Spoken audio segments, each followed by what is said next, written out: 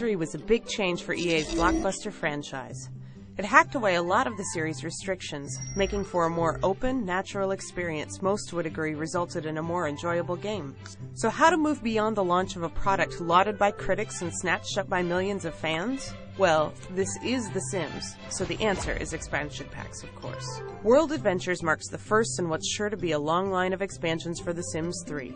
In addition to delivering plenty of new items and designs, World Adventures opens up the game even further, letting players visit new spots in China, Egypt, and France. With these new locations come a range of new activities.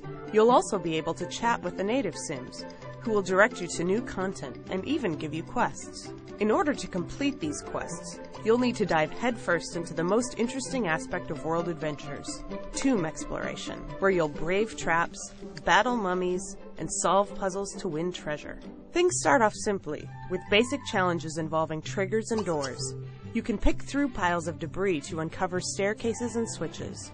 It pays off to investigate each dungeon room carefully, and mousing over wall sections will often reveal hidden entrances.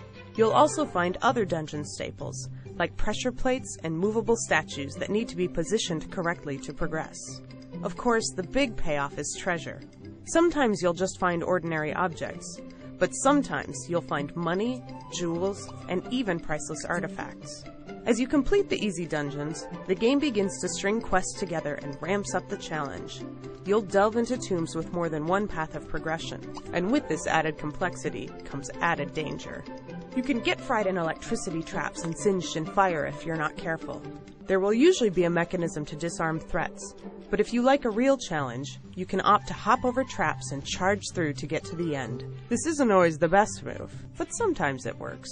Mummies might also attack you while you're exploring, and if you're unprepared, it's possible to get cursed. The good news, though, is that by heading to China and getting some martial arts practice in, you might just be able to fend off an attack from the undead, instead of falling victim to their dusty strikes. There's a lot new going on in World Adventures, from exploring new terrain, capturing the sights with your camera, and sipping on some homemade wine, to getting down and dirty in tombs across the world. It's interesting to see what EA's doing here, adding to the traditional virtual dollhouse appeal of The Sims while expanding the amount of structured content it offers. We'll see how it all turns out this November when World Adventures travels to the open market.